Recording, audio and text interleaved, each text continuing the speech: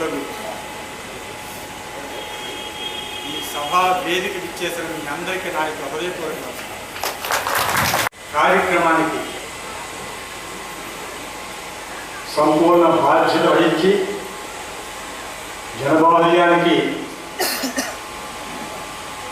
విస్తరింపజేయడానికి పూనుకున్న శ్రీ పత్రిజీ గారి బ్రహ్మర్షి పత్రిజీ గారికి నా యొక్క కృతజ్ఞత అభినందనలు తెలియజేస్తూ వారి బృందానికి ఈ ఆర్గనైజ్ చేసిన వారందరికీ మరొకసారి కృతజ్ఞత తెలియజేస్తూ చాలా సంతోషం.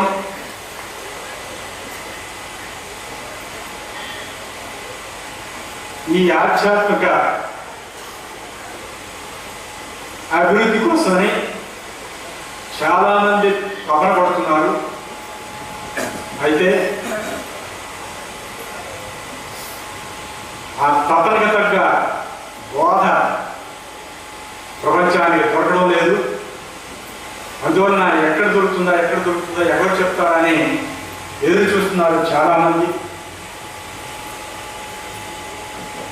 మన గురుదేవుడు బ్రహ్మర్షి సద్గురు శ్రీ శ్రీ శ్రీ స్వామి రామానంద రామస్వామి అరణ్యాల్లో తపస్సు చేసి కొండ గుహల్లో ధవళేశ్వరంలో గోదావరి నది ఒడ్డున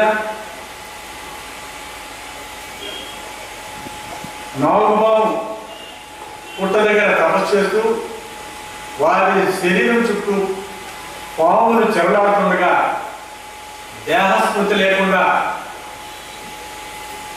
తపస్సు చేసిన మన గురువు గారు, వారి గురువు గారు బ్రహ్మర్షి సద్గురు శ్రీ శ్రీ శ్రీ స్వామి శివానంద బ్రహ్మస్వామి 3 సంవత్సరాలు సమాధిలో ఉండిపోతే వారి శరీరం చుట్టూ ఈగలు పొదలు అల్లుకున్నాయి.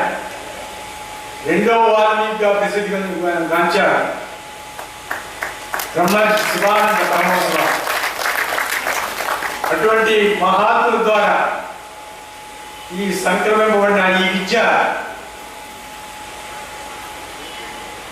సనాతనమైనది,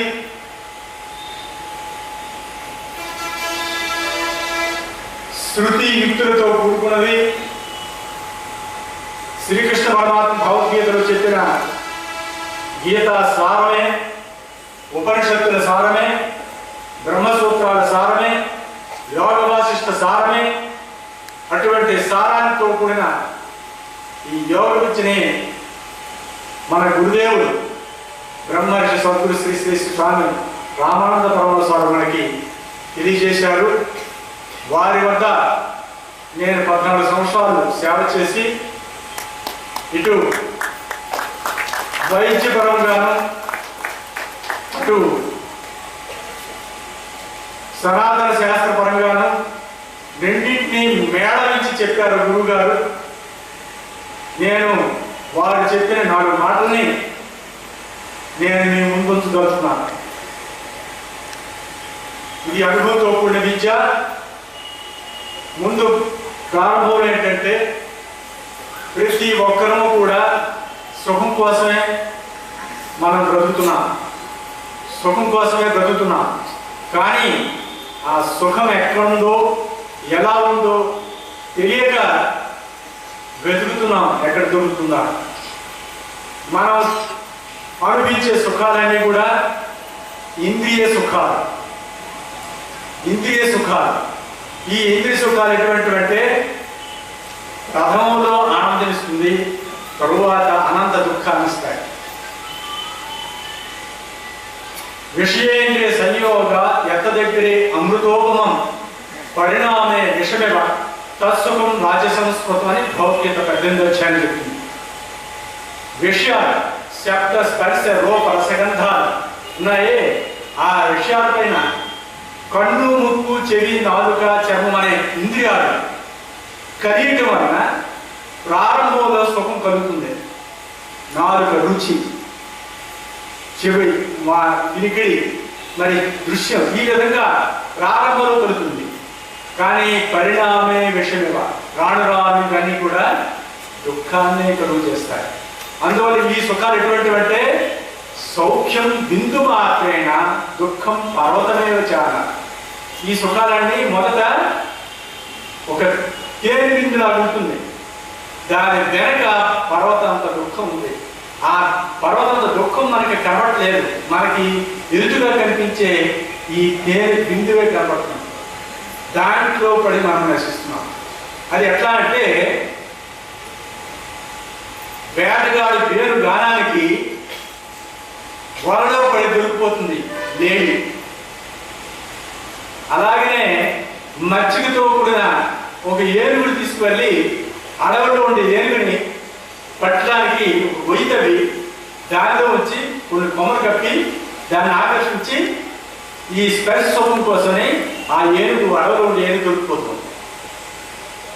అలాగనే కీటకాలు అగ్ని యొక్క వెలుతురికి ఆకర్షింపబడి అందులో పడి చనిపోతున్నాయి. అలాగనే చేప ఈ గాలానికి పొలగబడిన ఎరని వానపావుని తినడానికి వెళ్ళి అది దొరికిపోతుంది. అలాగనే తుమ్మెద పుష్పం పరిమళానికి ఆకర్షింపబడి సాయంత్రం వరకు ఉండి సాయంత్రం అయ్యేసరికి పత్రం అనేది అది ముడిచిపోయేసరికి అందులోన నశించిపోతుంది. ఈ విధంగా ఏంటంటే ఒక్కొక్క ఇంద్రియానికి ఒక్కొక్క జీవుడు పతనం అవుతుంది. కురంగ, మతంగ, పతంగ, మేన, దృంగాలని 5 ఇంద్రియాలు ఉన్నాయి. ఇది మనుషులతో చెప్తున్నారు. ఏమిటంటే కురంగం అంటే లేడి, అది నిరికిడికి. మతంగం ఏనుగు, అది ఈ స్పర్శ సుఖం కోసమే ఆడవేను కోసమని అది దొరికిపోతుంది. పతంగం అంటే కీటకం. కీటకం అంటే ఈ కన్ను ద్వారా అగ్నిలో ఉండే ఆకర్షకి ఆ వెలుతురికి ఆకర్షింపడి అది చనిపోతుంది. నేనం అంటే చేప, అది ఈ గాలి ఈ వానపావుకి ఆ గాలానికి అది దొరికిపోతుంది. దృంగం అంటే తుమ్మెద, ఇది వాసనకి. శబ్ద, స్పర్శ, రూప, రస, గంధాలకి ఈ 5 ఇంద్రియాలకి ఒక్కొక్క జీవుడు ఈ ఇంద్రియ సుఖంతో ఆకర్షింపడి నాశనం అవుతున్నాడు. కానీ మానవుడు 5 ఇంద్రియాలకి ఆకర్షింపడి నాశనం అవుతున్నాడు. ఒక్కొక్కటి ఒక ఇంద్రియాలకైతే మానవుడు 5 ఇంద్రియాలకి కూడా ఆకర్షింపడి నశిస్తున్నాడు. కారణం ఏమిటి? వ్యక్త దగ్గరే అమృతోపం. ప్రారంభంలో అమృతంలో ఉంటుంది, పరిణామే విషయం. అది రాను రాను వెనక్కి దుఃఖం దొరుకుతుంది. కానీ ఇంకొక సుఖం ఉంది, అది ఎటువంటిదంటే వ్యక్త దగ్గరే విషమే పరిణామే అమృతోపం. తత్సుఖం సాత్వికం విద్య ఆత్మబుద్ధి ప్రసాదయం అన్నారు భగవద్గీత 18వ అధ్యాయం. అంటే ఎంత దగ్గరే విషమే. ప్రారంభంలో ఆధ్యాత్మిక చింతన అన్నా సాధన అన్నా ఇవన్నీ మొత్తం కష్టంగా ఉంటుంది. ఆసనం వేయాలన్నా కష్టం, ఆహార నియమన్నా కష్టం, విశ్లేషణ తీసుకోవాలంటే కష్టం. ఇలాంటివన్నీ కూడా మొదట్లో కష్టంగా ఉంటాయి. పరిణామే అమృతోపము. కానీ రాను రాను అలవాటు పడిందంటే అమృతం పెరుగుతుంది.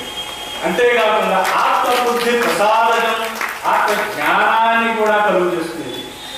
ఇటువంటి సుఖం అనేది అది మనకి దొరకటం లేదు. అయితే ఈ సుఖం అంటే ఏమి తింటే సుఖం అంటే ఏమి? మనం సుఖం అంటున్నా కానీ దేవస్థానం మనకు తెలియట్లేదు.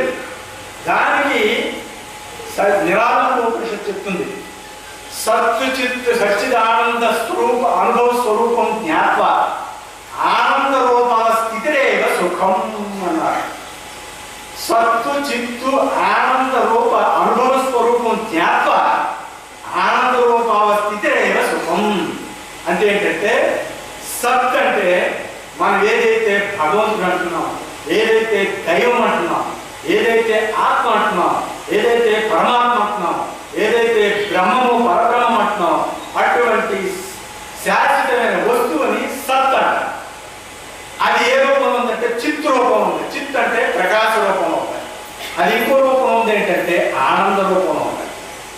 అంటే ఏంటంటే శాశ్వతమైన పరబ్రహ్మం ఏదైతే సత్తుగాను చిత్తుగాను ఆనంద రూపంలో ఏది ఉందో దాన్ని అనుభవించడం ఏది ఉన్నదో అదే సుఖం. అసలు సుఖానికి నిర్వచనం. అది మనకి దొరకక మనం ఏంటంటే ఇంద్రియ సుఖాల్లో పడుతుంది. ఈ ఇంద్రియ సుఖాలు పట్టడం వల్ల ఏమవుతుందంటే వెనక అనంత దుఃఖం వచ్చి పడిపోతుంది. వెనక అనంత దుఃఖం వచ్చి పడిపోతుంది. అందువల్ల ఏంటంటే ఇక దుఃఖం అంటే ఏంటి? సుఖం అంటే అది ఆ పరబ్రహ్మాన్ని సత్తుచిత్తు ఆనంద స్వరూపాన్ని అనిపించడమే సుఖం. దుఃఖం అంటే ఏంటి? అత సంసార వేష సంకల్ప ఏమ దుఃఖం అన్నారు విరాళోపనిషత్తు. ఏంటంటే సంసార వేష సంకల్పమే. మామూలు సంసారం పడక్కర్లేదు, సంసారం గురించి సంకల్పిస్తూ చాలు. ఆ విధంగా దుఃఖం తెలిసింది. అయితే సుఖం అంటే ఏమిటో తెలిసింది, దుఃఖం అంటే ఏమిటో తెలిసింది. సుఖం ఎక్కడ ఉంది? అది ఎక్కడ దొరుకుతుంది? ఆ సుఖం అనేది ఎక్కడ ఉంది? అది ఎక్కడ ఉందంటే బయట లేదు. ఈ ఇంద్రియ సుఖాలు ఎటువంటివి అంటే అనుభవిస్తున్న కొద్దీ మెరకాస్త ఇంకా అనుభవిద్దాం అని చెప్పి చివరికి దుఃఖంలో పెడుతుంది. అది ఎట్లాంటిదంటే ఉదాహరణ చెప్పారు మహాత్ములు. ఒక బయట ఉన్న ఎముకను తీసుకొచ్చి కుక్క నోట్లో పెట్టి కరుస్తుంది. ఆ నోట్లో పెట్టి కరుస్తుండేటప్పుడు ఆ పళ్ళకి పళ్ళు గుచ్చుకొని ఆ ఎముక పళ్ళ మాంసం గుచ్చుకొని రక్తం వస్తుంది. ఆ రక్తం వస్తే ఆ రక్తం రుచి తగిలి అబ్బాయి తింటుంటే ఇంకా మంచి రుచి తగులుతుందని నరకాసి నవ్వుతుంది. ఇంకా నవ్వుతుంటే ఇంకా రక్తం కారుతుంది.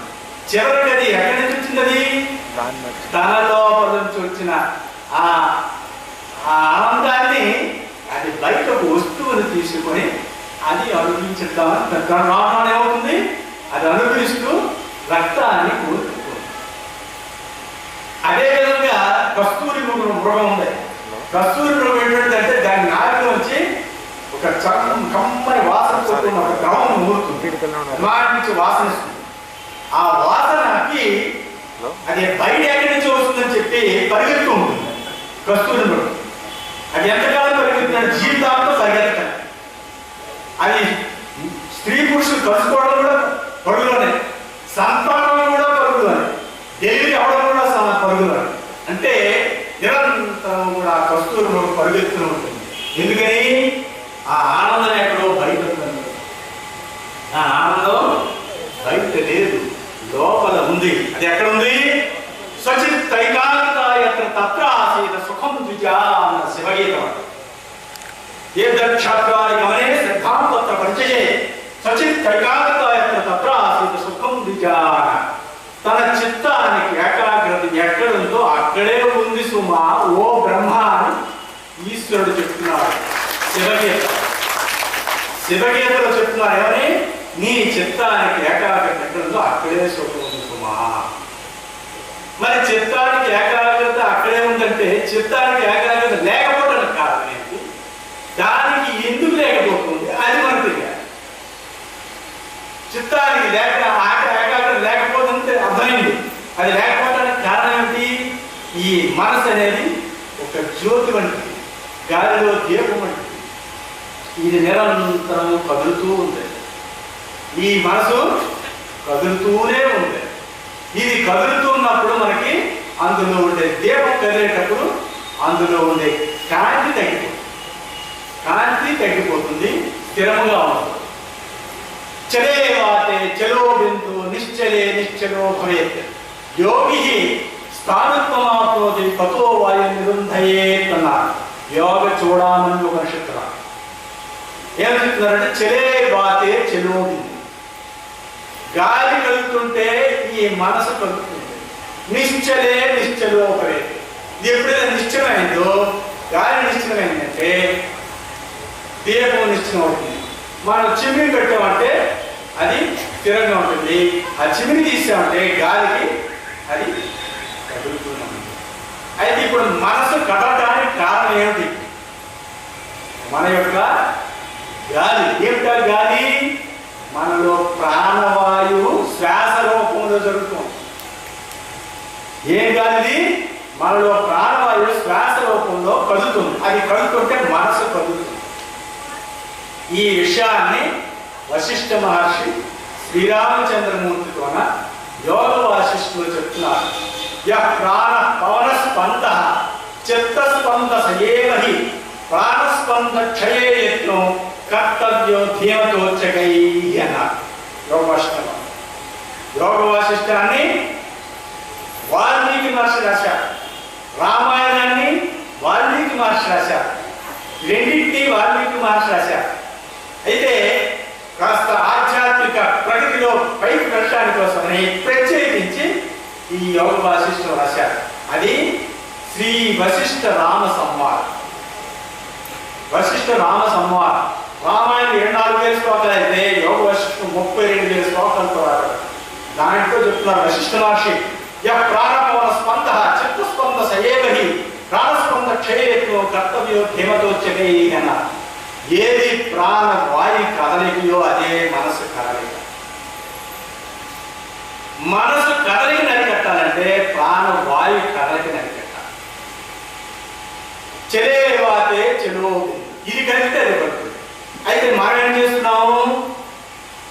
దీపాన్ని ఆపడానికి ప్రయత్నం చేస్తున్నాం. దీపాన్ని ఆపడానికి ఏం లేదు, nothing to do with the flame. దాన్ని ఏం చేయక్కర్లేదు. మనం ఆపవలసింది దేన్ని? గాలిని ఆపాలి. ఆ గాలిని ఆపితే మనసు అప్పుడు ఏకాగ్రత కలుగుతుంది. అయితే మనం ఈ మనసుకి ఏకాగ్రత తాత్కాలికంగా మనం పొందుతున్నాం కొన్ని చోట్ల. ఎక్కడది? ఇండియా ద్వారా. ఒక కొత్త బట్టలు వేసుకున్నాం అనుకోండి. కొత్త బట్టలు వేసుకుంటే అప్పుడు వేసుకున్నప్పుడు ఎలా ఉంటుంది? మనకి ఆ రోజు ఆ పూట అంతా కూడా అలా ఒకసారి చూసుకుంటూ ఆనందిస్తుంటాం. ఇంకా బట్టలు నడగలేదు, సాయంత్రం వేసరికి ఆ ఆనందం పోయింది. ఎందుకు పోయింది? ఆ బట్టలు అక్కడే ఉన్నాయి. మనసు చెలించిపోయింది. మనసు అక్కడి నుంచి ఎదిగే తాత్కాలికంగా మనసు ఎక్కడైతే లగ్నమైందో అప్పుడు ఆనందం కలుగుతుంది. మనం ఈ సృష్టిలో ఏ వస్తువు తీసుకున్నా సరే, ఏ వస్తువు ద్వారా ఆనందిద్దాం అనుకుంటున్నామో ఆ ఆనందం ఆ వస్తువు ఎదురుగా ఉన్నప్పుడు మొదట్లోనే కలుగుతుంది. కారు కొనండి, విమానం కొనండి, కోట్లు డబ్బునండి, లేకపోతే ఏదైనా సరే అది తాత్కాలికమైన ఆనందం. ఎందుకంటే ఆ తాత్కాలికంగా ఆ మనసు అక్కడ లగ్నమైంది. లగ్నమైందంటే వెళ్ళిపోతుంది, చెదిరిపోతుంది, అది పోతుంది. ఎందుకు చెందుతుంది? అడవిలో కోతి ఉంది. ఆ కోతి ఏం చేస్తుంది? చెట్టు నుంచి చెట్టు చెట్టు చెట్టు గెలుతూనే ఉంటుంది.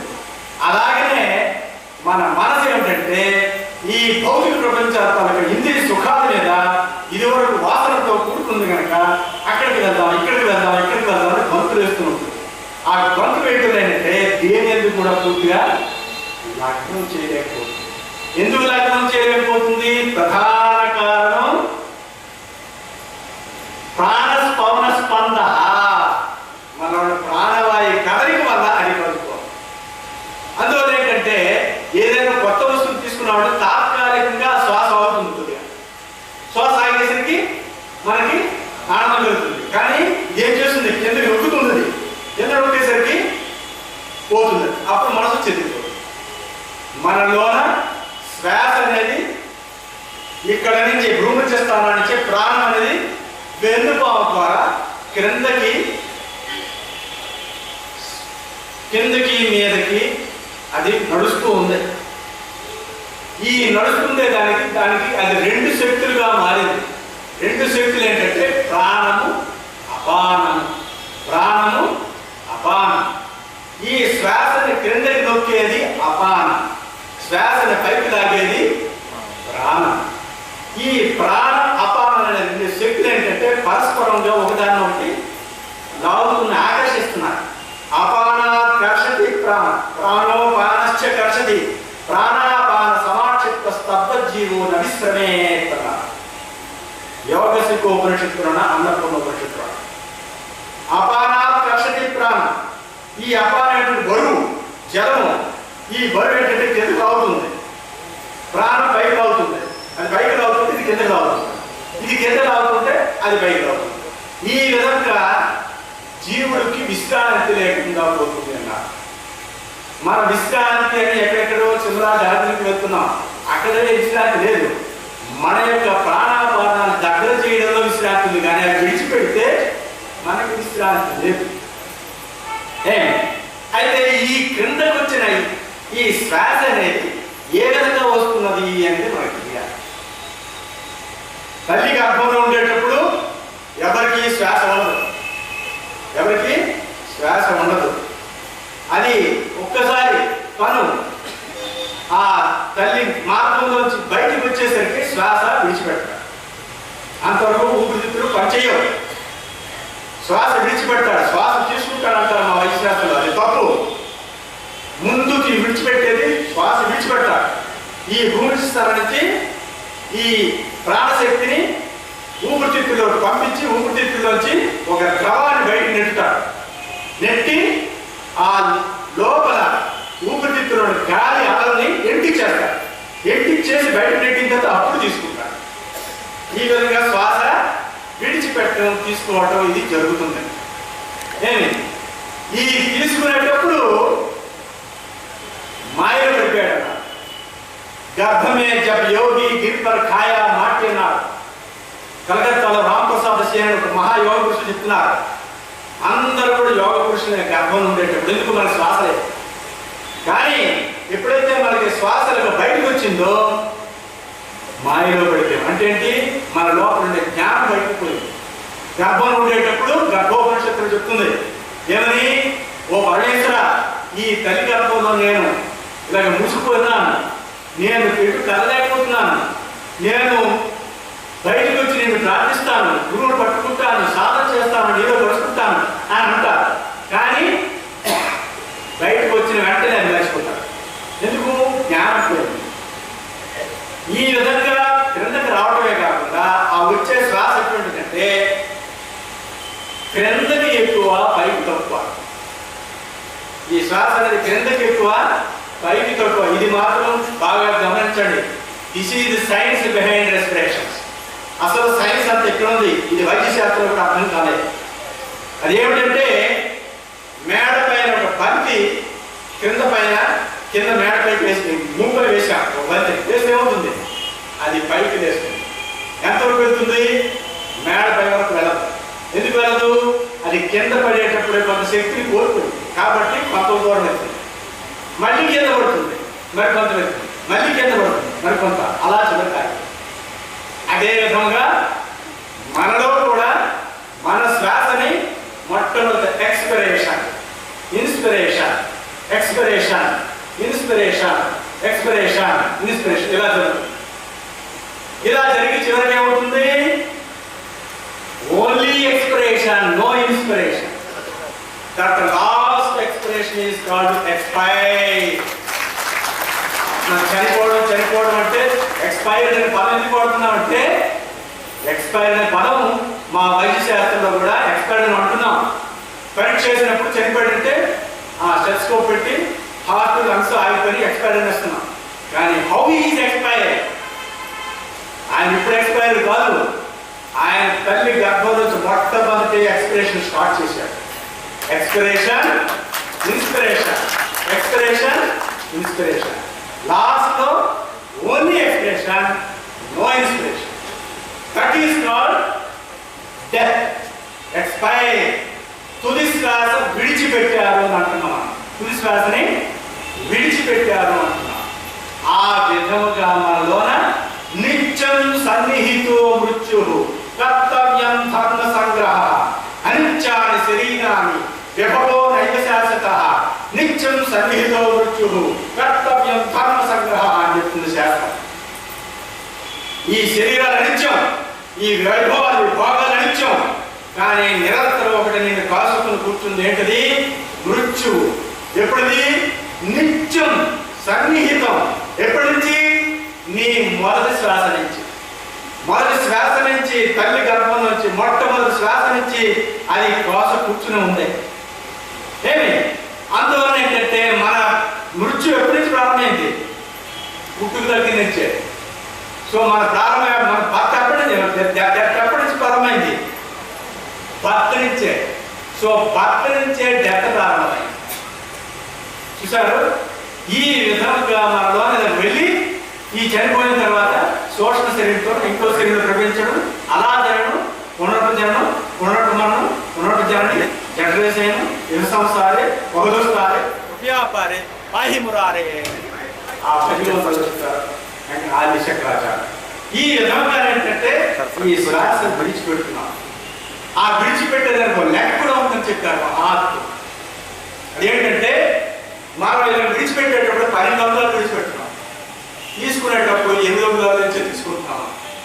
విడిచిపెట్టేది 8 అంగుళాలు 10 అంగుళాలు విడిచిపెడుతున్నాం అంటే 30 సెంటీమీటర్లు. తీసుకునేటప్పుడు 8 అంగుళాలు అంటే 20 సెంటీమీటర్లు తీసుకుంటున్నాం. అంటే ప్రతి శ్వాసలో కూడా 4 అంగుళాల శక్తిని మనం ఖర్చు పెడుతున్నాం. 4 అంగుళాల శక్తి మన నుంచి పోతుంది. అది అవునా కాదా అని తెలియడానికి మనం విడిచిపెట్టడం చాలా సులభంగా విడిచిపెట్టాం, కానీ తీసుకునేటప్పుడు కష్టంగా తీసుకుంటాం. మా వైద్యశాస్త్రంలో యాక్టివ్ అంటారు, దీన్ని ప్యాసివ్ అంటారు. అంటే ఇది విడిచిపెట్టడం సులువు. ఎందుకు? నెట్టుతుంది పైనుంచి ఒకటి నెట్టుతుంది. ఆ నెట్టుతుంది కిందకు వచ్చి ఇది లాగుతుంది. ఫోర్స్ ఆఫ్ గ్రావిటీ, మనకి భూమికి ఆకర్షణ శక్తి ఎలాగైతే ఉందో మనకి ఆకర్షణ శక్తి, భూమి ఆకర్షణ మన నాభి దగ్గర ఉంటాయి. ఇది అపాన, ఇది గుదానికి ఇక్కడికి నాభికి మధ్యలో ఉంది. ఇది లాగుతుంది. ఈ విధంగా మనం క్రిందకి లాగుతున్నాం. ఇది లాగుతుండేటప్పుడు మనసు ఏమవుతుంది? కలుగుతూనే ఉంటుంది. అయితే ఇప్పుడు మనసుని కదలకుండా చేయాలంటే ఏం చేయాలి? ఈ శ్వాసను అరికట్టాలి. ఈ శ్వాసను అరికట్టడానికి అనేకమైన మార్గాలు చెప్పారు మహాత్ములు. ప్రధానమైన మార్గం ఏమిటంటే యోగ సిద్ధోపనిషత్తులో ఏం చెప్తుందంటే హంసేది మంత్రోయం సర్వే జీవించి చెప్పిదే గురువాక్య సుషుమ్నాయ విపరీతో భవేత్యపః. హంస అనేతో మన శ్వాస. హకారేణ బహిర్యాతి, హ అంటే బయటికి పోతుంది. సకారేణ విషేత్తున, సా అంటే లోపలికి వెళ్తుంది. ఈ విధంగా శ్వాస బయటికి లోపలికి వెళుతూ ప్రతి జీవుడు జపిస్తున్నాడు. పిపీలి గాలి గణ పర్యంతం కూడా ఈ జపం, హంస జపం జరుగుతూనే ఉంది. అయితే అది క్రిందకి ఎక్కువ, పైకి తక్కువ, బయటికి ఎక్కువ, లోపలికి తక్కువ. ఈ విధంగా జరుగుతుంది. ఇప్పుడు మనం ఏం చేయాలి? గురువాక్యాత్, గురుముఖము ద్వారా సుషుమ్నాయాం. సుషుమ్న అంటే మనకి వెన్నుప ఉంది. మనకి ఈ భ్రూమధ్య స్థానం నుంచి ఉదస్థానం వరకు మూలాధార ఆరభ్య బ్రహ్మరంధ్ర పర్యంతం సుషుమ్న సూర్యాభా తన్మధ్యే ప్రణాళ తంతుభి పటుత్కోటి సమాన అని మండల బ్రాహ్మణంలో పరిషత్ చెప్తుంది. ఈ విధంగా ఏంటంటే మనలోన ఈ శ్వాస క్రిందకి దిగుతుంది. దాన్ని ఏం చేయాలి? గురుముఖత సుషుమ్నా మార్గముగా పైకి చెరింపజేయాలి. అంటే పైకి చెరింపజేయాలంటే ఏం చేయాలి? క్రిందకు వచ్చిన దాన్ని తగ్గించాలి, పైకి తీసుకువెళ్ళేదాన్ని ఎక్కువ చేయాలి. పైకి తీసుకువెళ్ళే దాన్ని ఎక్కువ చేయాలంటే పైకి వెళ్ళే మార్గం ఇప్పుడు అడుగుతుంది. ఎందుకంటే ఈ క్రిందకు పోతున్న కొద్దీ మనలో వేడి పోతుంది. ఈ వేడి పోతుంటే శరీరంలోన చల్లదనం ఏర్పడుతుంది. చల్లదనం ఏర్పడితే కఫం ఏర్పడుతుంది. కఫం ఏర్పడితే శ్వాస పైకి తీసుకోలేదు. శ్వాస పైకి తీసుకోలేకపోవడం వల్ల అది పైకి లాగలేదు. ఇప్పుడు ఏం చేయాలి? ఆ లోపల ఉండే ఆ కఫాన్ని, ఆ మలినాన్ని దాన్ని తొలగించాలి. ఆ వెన్న వంటి కఫాన్ని తొలగించాలంటే ఏం చేయాలి?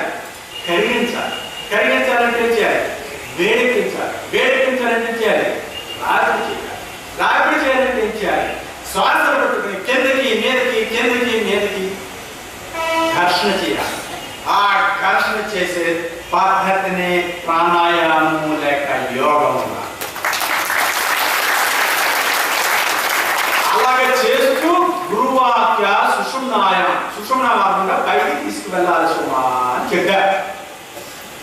ఉత్తర భారతదేశంలో వైఎస్ఎస్ క్రియాయోగం చేస్తున్న మహానుభావుడు పురాణ పురుష నాయని మహాశయ వారు ఏం చెప్పారంటే ఉరత్ పవన్ కా ఠోకర్ మారా కోలే దర్వాజా. వారు ఈ క్రియాయోగం, ఈ ప్రాణాయామం చెప్పారు. మన గురువు గారు చెప్పిన యోగాన్ని వారు హిందీలో చెప్పారు. ఏమని? ఉరత్ పవన్, ఈ వాయువు ఉడక అంటే రివర్స్ చేయమన్నారు. విపరీతో భవే చెప్ప. విపరీతం అంటే రివర్స్ శక్తి. విపరీతం అంటే మన తెలుగులో ఎక్కువ అంటాం. విపరీతం అంటే వ్యతిరేకం అని అంటాం. సో ఈ విధంగా ఈ క్రిందకు వస్తున్న శ్వాసని ఉలట్ పవన్ కా ఠోకర్ మారా పైకి తీసుకెళ్ళి అక్కడ బుద్ధమన్నారు. కోలే దర్వాజా. అప్పుడు బ్రహ్మరంధ్రం తెరవబడుతుంది